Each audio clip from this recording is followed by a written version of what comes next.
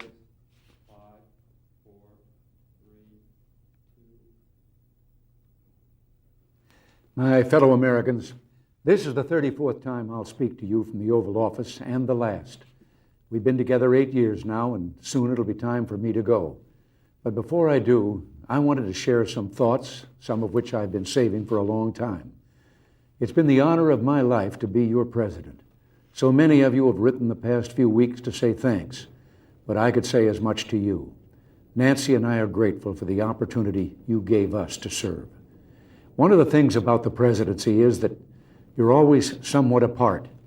You spend a lot of time going by too fast in a car someone else is driving and seeing the people through tinted glass, the parents holding up a child and the wave you saw too late and couldn't return.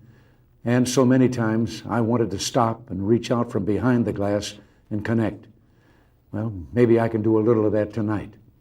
People ask how I feel about leaving, and the fact is, parting is such sweet sorrow. The sweet part is California and the ranch and freedom. The sorrow, the goodbyes, of course, and leaving this beautiful place. You know, down the hall and up the stairs from this office is the part of the White House where the president and his family live. There are a few favorite windows I have up there that I like to stand and look out of early in the morning. The view is over the grounds here to the Washington Monument, and then the Mall, and the Jefferson Memorial. But on mornings when the humidity is low, you can see past the Jefferson to the river, the Potomac, and the Virginia shore. Someone said that's the view Lincoln had when he saw the smoke rising from the Battle of Bull Run. Well, I see more prosaic things. The grass on the banks, the morning traffic as people make their way to work, now and then a sailboat on the river. I've been thinking a bit at that window. I've been reflecting on what the past 8 years have meant and mean. And the image that comes to mind like a refrain is a nautical one. A small story about a big ship and a refugee and a sailor. It was back in the early 80s, at the height of the boat people, and the sailor was hard at work on the carrier Midway, which was patrolling the South China Sea. The sailor, like most American servicemen, was young, smart, and fiercely observant. The crew spied on the horizon a leaky little boat, and crammed inside were refugees from Indochina hoping to get to America. The Midway sent a small launch to bring them to the ship in safety. As the refugees made their way through the choppy seas, one spied the sailor on deck and stood up and called out to him. He yelled, "Hello, American sailor. Hello, freedom man." A small moment with a big meaning. A moment the sailor who wrote it in a letter couldn't get out of his mind. And when I saw it, neither could I. Because that's what it was to be an American in the 1980s. We stood again for freedom. I know we always have, but in the past few years, the world, again and in a way we ourselves, rediscovered it. It's been quite a journey this decade, and we held together through some stormy seas. And at the end, together, we're reaching our destination.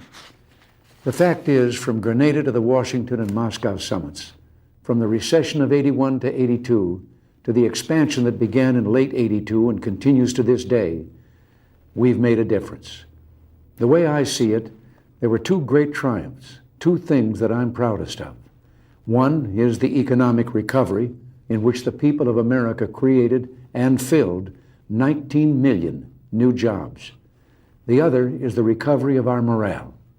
America is respected again in the world and looked to for leadership. Something that happened to me a few years ago reflects some of this. It was back in 1981, and I was attending my first big economic summit, which was held that year in Canada. The meeting place rotates among the member countries. The opening meeting was a formal dinner for the heads of government of the 7 industrialized nations. Well, I sat there like the new kid in school and listened. And it was all Francois this and Helmut that. They dropped titles and spoke to one another on a first-name basis. Well, at one point, I sort of leaned in and said, "My name's Ron." But in that same year, we began the actions we felt would ignite an economic comeback. Cut taxes and regulation, started to cut spending, and soon the recovery began. 2 years later, another economic summit with pretty much the same cast. At the big opening meeting, we all got together, and all of a sudden, and just for a moment, I saw that everyone was just sitting there looking at me. And then one of them broke the silence. "Tell us about the American miracle," he said. Well, back in 1980, when I was running for president, it was all so different. Some pundits said our programs would result in catastrophe. Our views on foreign affairs would cause war. Our plans for the economy would cause inflation to soar and bring about economic collapse. I even remember one highly respected economist saying back in 1982 that the engines of economic growth have shut down here, and they're likely to stay that way for years to come. Well, he and the other opinion leaders were wrong. The fact is, what they called radical was really right. What they called dangerous was just desperately needed. And in all of that time, I won a nickname, the Great Communicator. But I never thought it was my style or the words I used that made a difference. It was the content. I wasn't a great communicator, but I communicated great things. And they didn't spring full bloom from my brow. They came from the heart of a great nation, from our experience, our wisdom, and our belief in the principles that have guided us for 2 centuries. They called it the Reagan Revolution. Well, I'll accept that. But for me, it always seemed more like the great rediscovery, a rediscovery of our values and our common sense. Common sense told us that when you put a big tax on something, the people will produce less of it. So we cut the people's tax rates, and the people produced more than ever before. The economy bloomed like a plant that had been cut back and could now grow quicker and stronger. Our economic program brought about the longest peacetime expansion in our history. Real family income up, the poverty rate down, entrepreneurship booming, and an explosion in research and new technology. We're exporting more now than ever because American industry became more competitive. And at the same time, we summoned the national will to knock down protectionist walls abroad instead of erecting them at home. Common sense also told us that to preserve the peace, we'd have to become strong again after years of weakness and confusion. So we rebuilt our defenses. And this new year, we toasted the new peacefulness around the globe. Not only have the superpowers actually begun to reduce their stockpiles of nuclear weapons, and hope for even more progress is bright, but the regional conflicts that rack the globe are also beginning to cease. The Persian Gulf is no longer a war zone. The Soviets are leaving Afghanistan. The Vietnamese are preparing to pull out of Cambodia. And an American-mediated accord will soon send 50,000 Cuban troops home from Angola. The lesson of all this was, of course, that because we're a great nation, our challenges seem complex. It will always be this way. But as long as we remember our first principles and believe in ourselves, the future will always be ours. And something else we learned. Once you begin a great movement, there's no telling where it'll end. We meant to change a nation, and instead, we changed a world. Countries across the globe are turning to free markets and free speech, and turning away from the ideologies of the past. For them, the great rediscovery of the 1980s has been that, lo and behold, the moral way of government is the practical way of government. Democracy, the profoundly good, is also the profoundly productive. When you've got to the point where you can celebrate the anniversaries of your 39th birthday, you can sit back sometimes, review your life, and see it flowing before you. For me, there was a fork in the river, and it was right in the middle of my life.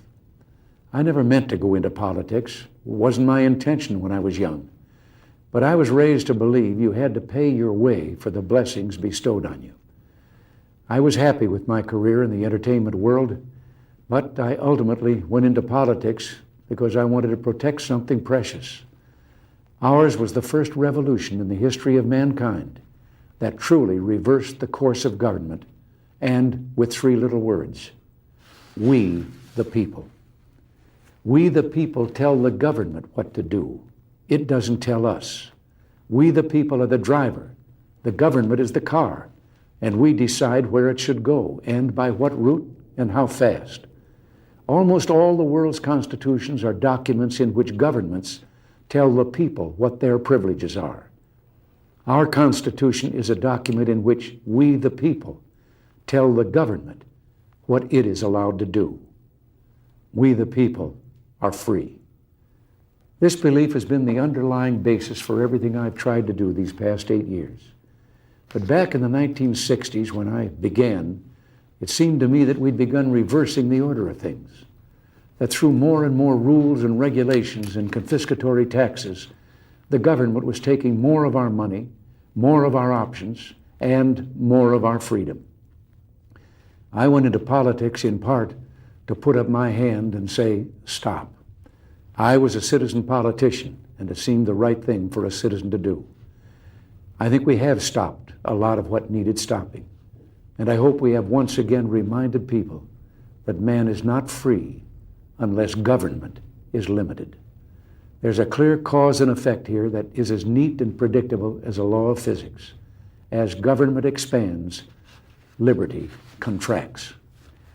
Nothing is less free than pure communism, and yet we have the past few years forged a satisfying new closeness with the Soviet Union. I've been asked if this isn't a gamble, and my answer is no, because we're basing our actions not on words, but deeds. The détente of the 1970s was based not on actions, but promises. They'd promised to treat their own people and the people of the world better, but the Gulag was still the Gulag, and the state was still expansionist, and they still waged proxy wars in Africa, Asia, and Latin America. Well, this time, so far, it's different. President Gorbachev has brought about some internal democratic reforms and begun the withdrawal from Afghanistan. He has also freed prisoners whose names I've given him every time we've met. But life has a way of reminding you of big things through small incidents. Once during the heady days of the Moscow summit, Nancy and I decided to break off from the entourage one afternoon to visit the shops on Arbat Street. That's a little street just off Moscow's main shopping area. Even though our visit was a surprise, every Russian there immediately recognized us and called out our names and reached for our hands. We were just about swept away by the warmth. You could almost feel the possibilities in all that joy. But within seconds, a KGB detail pushed their way toward us and began pushing and shoving the people in the crowd. It was an interesting moment. It reminded me that while the man on the street in the Soviet Union yearns for peace, the government is communist, and those who run it are communists. And that means we and they view such issues as freedom and human rights very differently. We must keep up our guard, but we must also continue to work together to lessen and eliminate tension and mistrust. My view is that President Gorbachev is different from previous Soviet leaders. I think he knows some of the things wrong with his society and is trying to fix them. We wish him well, and we'll continue to work to make sure that the Soviet Union that eventually emerges from this process is a less threatening one. What it all boils down to is this: I want the new closeness to continue, and it will, as long as we make it clear that we will continue to act in a certain way as long as they continue to act in a helpful manner. If and when they don't, at first pull your punches. If they persist, pull the plug. It's still trust, but verify. It's still play, but cut the cards. It's still watch closely, and don't be afraid to see what you see. I've been asked if I have any regrets. Well, I do. The deficit is one. I've been talking a great deal about that lately, but tonight isn't for arguments, and I'm going to hold my tongue. But an observation, I've had my share of victories in the Congress, but what few people noticed is that I never won anything you didn't win for me. They never saw my troops. They never saw Reagan's regiments, the American people. You won every battle with every call you made and letter you wrote demanding action. Well, action is still needed. If we're to finish the job, Reagan's regiments will have to become the Bush brigades. Soon he'll be the chief, and he'll need you every bit as much as I did. Finally, there is a great tradition of warnings in presidential farewells, and I've got one that's been on my mind for some time. But oddly enough, it starts with one of the things I'm proudest of in the past 8 years, the resurgence of national pride that I called the new patriotism.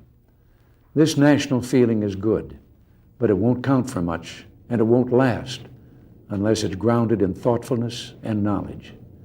An informed patriotism is what we want. And are we doing a good enough job teaching our children what America is and what she represents in the long history of the world? Those of us who are over 35 or so years of age grew up in a different America. We were taught very directly what it means to be an American.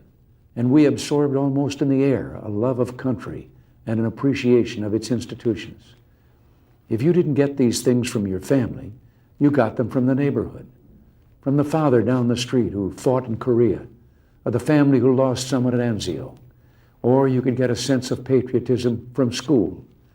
And if all else failed, you could get a sense of patriotism from the popular culture. The movies celebrated democratic values and implicitly reinforced the idea that America was special. TV was like that too, through the mid-60s. But now we're about to enter the 90s, and some things have changed. Younger parents aren't sure that an unambivalent appreciation of America is the right thing to teach modern children. And as for those who create the popular culture, well-grounded patriotism is no longer the style. Our spirit is back, but we haven't re-institutionalized it. We've got to do a better job of getting across that America is freedom. Freedom of speech, freedom of religion, freedom of enterprise, and freedom is special and rare. It's fragile. It needs production. So we've got to teach history based not on what's in fashion, but what's important. Why the Pilgrims came here, who Jimmy Doolittle was, and what those 30 seconds over Tokyo meant. You know, 4 years ago, on the 40th anniversary of D-Day, I read a letter from a young woman writing to her late father, who had fought on Omaha Beach. Her name was Lisa Zanata Hen, and she said, "We will always remember. We will never forget what the boys of Normandy did." Well, let's help her keep her word. If we forget what we did, we won't know who we are. I'm warning of an eradication of the American memory that could result ultimately in an erosion of the American spirit. Let's start with some basics. More attention to American history and a greater emphasis on civic ritual. And let me offer lesson number 1 about America. All great change in America begins at the dinner table. So tomorrow night in the kitchen, I hope the talking begins. And children, if your parents haven't been teaching you what it means to be an American, let them know and nail them on it. That would be a very American thing to do. And that's about all I have to say tonight, except for one thing. The past few days, when I've been at that window upstairs, I've thought a bit of the shining city upon a hill. The phrase comes from John Winthrop, who wrote it to describe the America he imagined. What he imagined was important because he was an early pilgrim, an early freedom man. He journeyed here on what today we'd call a little wooden boat. And like the other pilgrims, he was looking for a home that would be free. I've spoken of the shining city all my political life, but I don't know if I ever quite communicated what I saw when I said it. But in my mind, it was a tall, proud city built on rocks stronger than oceans, windswept, God-blessed, and teeming with people of all kinds living in harmony and peace. A city with ports that hummed with commerce and creativity. And if there had to be city walls, the walls had doors, and the doors were open to anyone with the will and the heart to get here. That's how I saw it and see it still. And how stands the city on this winter night? More prosperous, more secure, and happier than it was 8 years ago.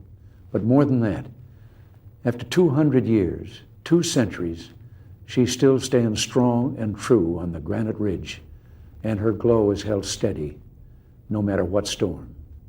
And she's still a beacon, still a magnet for all who must have freedom, for all the pilgrims from all the lost places who are hurtling through the darkness toward home. We've done our part, and as I walk off into the city streets, a final word to the men and women of the Reagan Revolution, the men and women across America who for 8 years did the work that brought America back. My friends, we did it. We weren't just marking time. We made a difference. We made the city stronger. We made the city freer. And we left her in good hands. All in all, not bad. Not bad at all. And so, goodbye. God bless you. And God bless the United States of America.